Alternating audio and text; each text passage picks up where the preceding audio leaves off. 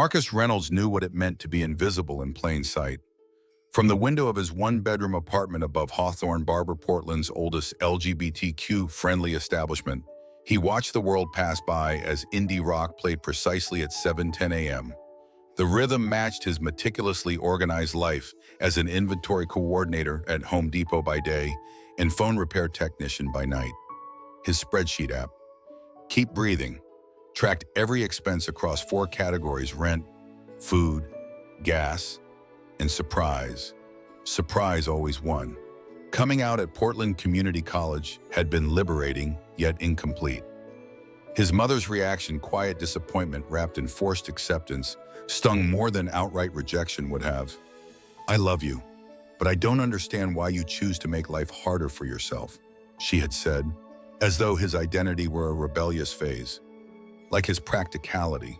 In the Reynolds family, emotional displays were celebrated while financial responsibility was treated as character deficiency. Marcus's sister Ashley made rooms brighter, according to their mother.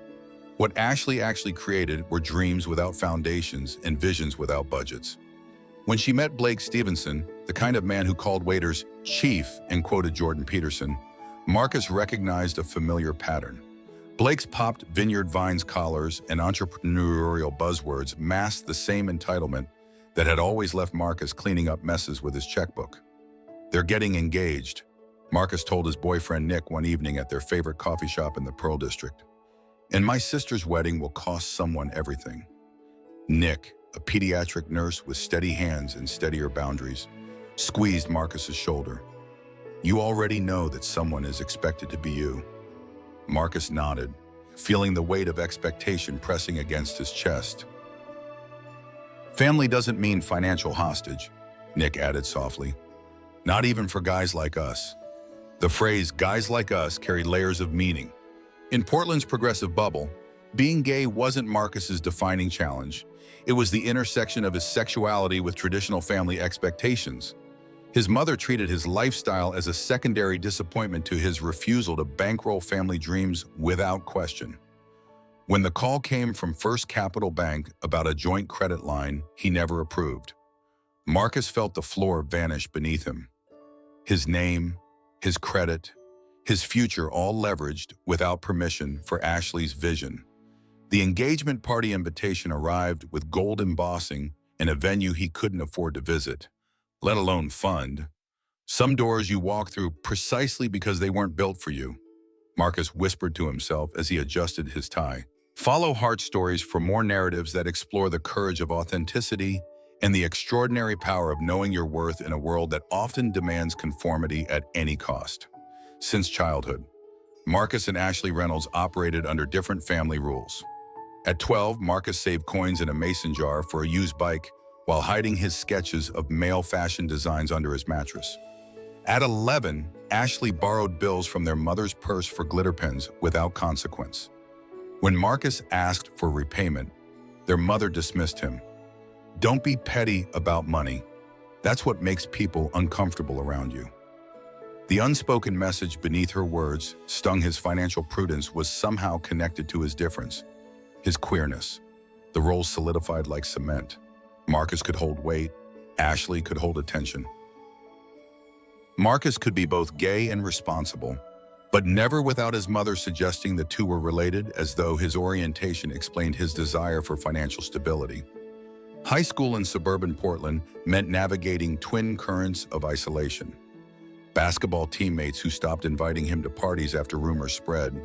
A father who spoke less and less until he finally left altogether, taking with him any buffering presence between Marcus and his mother's expectations. College wasn't for Marcus. One semester at Portland Community College ended when money ran out. He found satisfaction in inventory management problems so solid you could cut tape on them.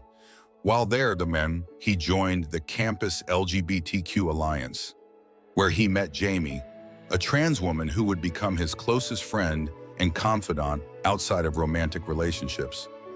Meanwhile, Ashley cycled through majors at Reed College before pivoting to influencing and dating men with ambition but no achievement. Her request came wrapped in language that made refusal feel cruel. Just until Friday. "Card got flagged. Can you add your card to this app?" These appeals always arrived with subtle reminders of Marcus's outsider status. You're the logical one. It's not like you're saving for a real family anyway. Dating proved challenging in a community that often measured worth through appearances. Marcus's practical nature felt out of step with Portland's queer scene until he met Nick at a fundraiser for homeless LGBTQ youth. Nick's dedication to pediatric nursing and clear personal boundaries felt like finding solid ground after years of shifting sand. The Excel sheet named Family began as a joke to manage frustration. It evolved into a ledger because numbers were anchors when everyone else behaved like weather reports. Line items accumulated over 4 years to 128,000, never explicitly linked to Marcus's sexuality, yet always accompanied by reminders that his lifestyle choices made him somehow obligated to compensate the family through financial support. When Ashley met Blake Stevenson, the request transformed. Blake didn't ask. He framed, "We could leverage your credit for something bigger." His comments about Marcus's orientation were subtle jabs disguised as jokes. "I guess you guys are good with design stuff, right?" Or, "Must be nice not having to worry about kids and college funds." 2 weeks before the engagement party, First Capital Bank called about an unauthorized joint line of credit listing Marcus as primary and Ashley as co-applicant. The regional officer's name, Victor Stevenson, didn't register until later. At the warehouse, Jamie noticed Marcus's distraction. "Family drama," she asked, adjusting her pronoun pin. "Identity theft," Marcus replied. "Family edition." Jamie's expression hardened. "That's not drama. That's a hate crime with a different name." That evening, at their small apartment in the Hawthorne district, Nick listened as Marcus detailed the situation. "You know this isn't just financial abuse, right? It's weaponizing your marginalization against you. They're counting on your silence because gay men are supposed to be accommodating and grateful for conditional acceptance." Marcus nodded, thinking about how family systems often punish those who establish boundaries, especially when those boundaries challenge traditional power structures. Counting on shame, on family, on don't make a scene, on not wanting to be the difficult gay son. "And what are you counting on?" Nick asked. Marcus stared at his phone, at the spreadsheet that had become his family's unacknowledged history. "Evidence," he said quietly. "Because patterns don't lie, even when families gaslight you into believing that standing up for yourself is betrayal." The engagement venue gleamed with excessive chandeliers and a wall of fake roses for Instagram photos. Marcus wore his only suit, Nick by his side in a tailored navy jacket. The host separated them immediately, Nick at a front table with strangers, Marcus near the speakers, volume set to conversation impossible. The seating arrangement wasn't accidental. It was erasure disguised as logistics. Blake's father, Victor, stood at the head table, square jaw, Rolex watch, posture of someone who commanded boardrooms. Marcus recognized him from social media photos, where Blake often name-dropped at Dad's connections without explaining what Victor actually did at First Capital Bank. Toast began with predictable sentimentality. Marcus sat quietly, smiled appropriately, and calculated car repair costs in his head. When he pulled his chair in, it moved away, not wobbling, but yanked backward with deliberate force. He lost balance and fell hard, elbow hitting tile, a metallic taste in his mouth. Blake stood behind him, hands raised like a magician revealing an empty hat. "Your place is on the floor, bro," he announced into the microphone, emphasizing bro with mocking inflection. "That's where people like you belong." The slur was coded but unmistakable. Guests chuckled nervously. Ashley covered her mouth in pretend shock, eyes revealing amusement. Their mother's expression balanced between disapproval and satisfaction. Her gay son, her practical son, the one who didn't fit her narrative, publicly humbled. Marcus had choices. He could throw the chair, could make the scene they clearly wanted to prove his emotional nature. Instead, he stood, positioned the chair correctly, sat down, and kept his hands visible on the table. He would not perform rage for a room that would later post about love and inclusion on social media. Nick started to rise from his distant table. face flushed with anger. But Marcus caught his eye with a slight headshake. Not now, Dad. Not yet. They had survived worse humiliations, restaurant hosts who seated them at back tables, relatives who referred to Nick as roommate, job interviews that cooled when personal pronouns entered the conversation. A peculiar stillness settled over one person in the room. From the head table, Victor Stevenson stared with intense focus, like solving a complex equation. He leaned forward, squinted, then stood abruptly, navigating between servers to reach Marcus. "Sir, is that you?" Victor asked. The formal address landed strangely in a room that had just laughed at Marcus on the floor. Blake tried redirecting the moment. "Dad, this is Marcus, the comic relief." He emphasized comic with a smirk that conveyed multiple meanings, implying Marcus was both amusing and irrelevant. Victor didn't acknowledge his son. His gaze remained fixed on Marcus like he'd stepped out of an entirely different narrative. "What are you doing here?" he asked. Too quiet for performance, but too loud for privacy. "It's my sister's engagement," Marcus replied. "I'm the brother." Victor's expression shifted with realization. His gaze moved to Blake, then back to Marcus. "We need to talk," he said, the gravity and need capturing attention throughout the room. "Dad," Blake interjected, stretching the word into warning. What happened next wouldn't appear in the evening's carefully filtered photos. The images would show champagne flutes, centerpieces, rehearsed smiles. They wouldn't show the bank notification on Marcus's phone from 2 hours earlier. Wouldn't reveal the file folder on Victor's desk containing a fraud report with Marcus's name. Wouldn't capture the paper trail connecting Ashley and Blake to identity theft disguised as family obligation. The chair wasn't the first time Marcus had been brought low by this family. It was just the first time they'd laughed about it openly, weaponizing his difference as entertainment. Victor guided Marcus to a side room, eyes lingering on his injured elbow with what appeared to be genuine regret for his son's behavior. The banker's expression carried unexpected understanding. "You're Marcus," he stated. "The fraud alert on my desk. Your affidavit. Your sister and my son." "Yes." Victor rubbed his jaw thoughtfully before revealing. "My nephew is gay, 25, thrown out at 17 when he came out." The unexpected disclosure hung in the air. "I failed him then, didn't understand, thought his parents had the right to set standards. I was wrong." Marcus remained silent, processing this revelation as Victor continued with business-like precision. "Do you authorize any line of credit with First Capital?" "No." "Do you authorize my son or your sister to open anything with your name?" "No." "Do you want to pursue this with police?" Marcus hesitated. Being gay and pressing charges against families still carried different consequences than it would for others. "Not yet. Document it, lock it. I want a paper wall they can't dismiss as a mood or call gay drama." Victor nodded approvingly. "Good. It's frozen. We'll audit every touch in the last 60 days. He studied Marcus with unexpected empathy. "Have you told your mother?" "Not yet.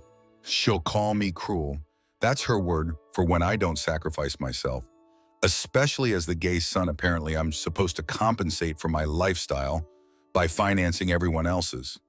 Victor tilted his head. "Money makes people call boundaried men cruel. Being gay doesn't make you a family ATM." The statement carried the weight of personal reckoning. "Victor, I don't want to make a scene. I don't want to reinforce stereotypes about difficult gay men." "You didn't create this scene," Victor replied. "They did that by exploiting you." He handed Marcus his business card. "I reconnected with my nephew last year, started supporting LGBTQ youth housing initiatives.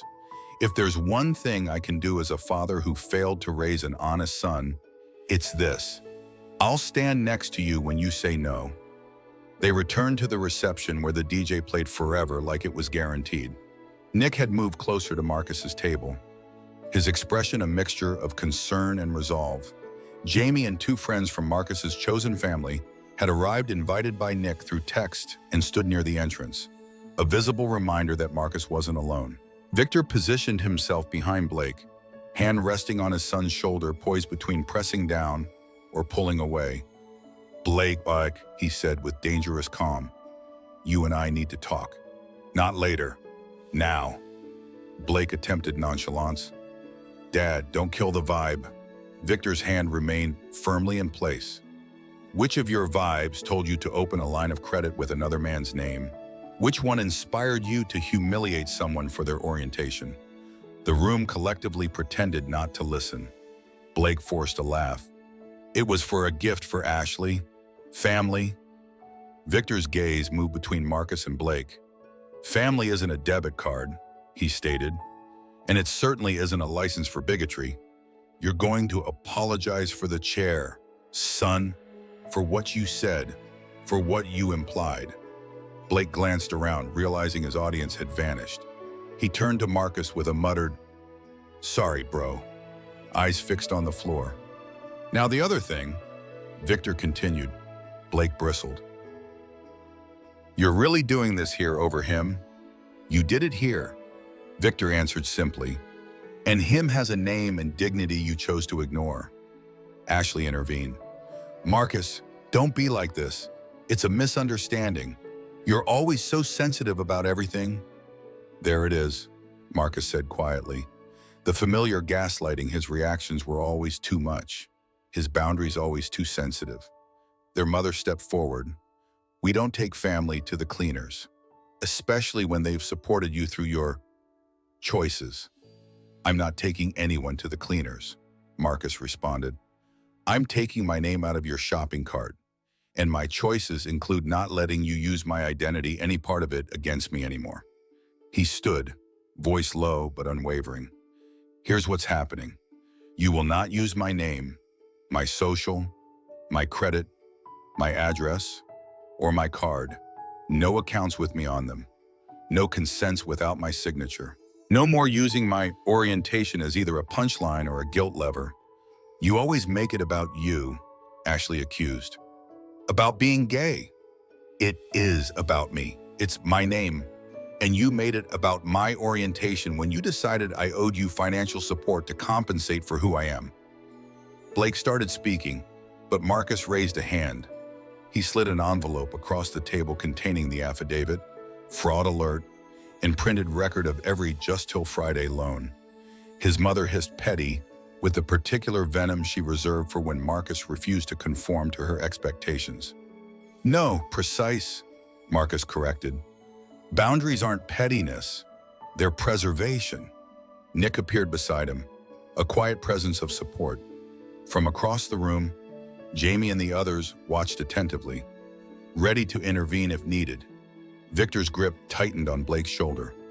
You will not touch another line of his. You will not ask your mother. You will not ask anyone here to co-sign your character. Blake's face flushed. You're humiliating me, siding with him. You did that, Victor stated. And I'm siding with decency. Marcus left his gift on the table, a check for Ashley's seamstress, because boundaries weren't about cruelty. They were about clarity. He pushed in his chair, folded his napkin, and walked out with Nick and his friends. Victor followed them to the door. You're doing something I never learned, he told Marcus. Say no, not perform it. Live it. Outside smelled of rain and freedom. Marcus's phone buzzed. Another blocked attempt from First Capital Bank. The system was working. The boundaries were holding. Sometimes protection looks like paper, and sometimes family looks like friends who stand beside you when blood relations stand against you. The aftermath arrived in predictable waves. 27 missed calls from his mother, 10 from Ashley, and a series of voice notes from Blake claiming Marcus had embarrassed him just to make some gay political statement. His mother's messages shifted like Portland weather: rage, emotional manipulation, guilt, appeals to family first. Marcus sent one reply: no money or housing, by phone, email only. No accounts with my name. She responded immediately. This isn't about money, but it's always about money, he whispered to his silent apartment, and about who I am. Ashley posted a childhood photo captioned, "Some people never grow up." Marcus deleted Instagram for a week. His heart appreciated the quiet, and Nick's steadfast presence kept him grounded when self-doubt crept in. At lunch, he called Victor. "You don't have to stay in this." "I do. He's my son." "Your adult son." Victor sighed. Fair. After my nephew came out, I stood with his parents. I've regretted it every day since. "I won't make that mistake again." The banker confirmed he had removed Blake from family accounts and sent written confirmation that First Capital had denied the fraudulent application. Marcus filed it in a folder marked Mine. Life continued. Marcus repaired inventory systems, trained new employees, canceled subscriptions, froze his credit, and set alerts. 2 days later, Ashley texted about a photographer deposit you promised. He scrolled through past messages. No promise existed. "No," he replied. She bombarded him with accusations. Petty. Power trip. "Please, just this once." "Why do you have to make everything about your identity?" Marcus activated Do Not Disturb and ate dinner standing at his kitchen counter, looking out at the Hawthorne district, a neighborhood that had embraced him when his family couldn't. On the third day, his Aunt Sarah called. "I wasn't there," she began. "But I heard things." She asked if he was okay. "I'm good," Marcus assured her. "You know, your mother will make this your fault, like she always has ever since you came out. She's used it as an excuse to expect more from you while giving you less." Sarah nodded knowingly. "I know. She taught me long division and how to take blame. She taught you that being different meant owing compensation." Her laugh contained unshed tears. "Write your rules down," she advised. "Tape them in a cabinet. Read them out loud. I wish I'd done that years ago when I married a man I didn't love, because your grandmother said it was time to settle." During Portland Pride, Marcus marched with Nick, Jamie, and their chosen family. To his surprise, Aunt Sarah joined them, wearing a Proud Aunt shirt and holding a sign that read, "Love doesn't come with invoices." At the celebration, Marcus volunteered at a financial literacy booth for LGBTQ youth, turning his experience into education for others who might face similar exploitation. Family dynamics often use our desire for acceptance as leverage. He explained to a group of teens, "Your identity is never a debt you owe anyone." Thanksgiving arrived with tentative reconciliation. His mother still struggled with boundaries but attempted respect.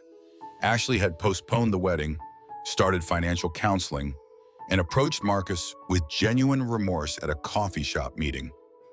"I never saw it as stealing," she admitted. "I saw it as family helping family. Taking without asking isn't help," Marcus replied. "And using my orientation as either a reason I should give more or a way to silence me when I object, that's exploitation." Ashley nodded, truly listening perhaps for the first time. "I want to earn your trust back," she said. "Not just your money." Marcus and Nick moved into a larger apartment, discussing 401k options and health insurance. Bank alerts became routine rather than emergencies. Marcus and Ashley exchanged texts about everyday life rather than financial emergencies. Their mother sent bird photos instead of guilt trips. When she mentioned family first, Marcus responded, "Yes, and that includes respecting each other's boundaries. That includes me being fully who I am without owing anyone for that privilege." Have you ever had to establish difficult boundaries with loved ones who used your identity against you? How did you balance self-protection with compassion? Share your story in the comments and subscribe to Heart Stories for more narratives about finding strength in vulnerability and power in authenticity.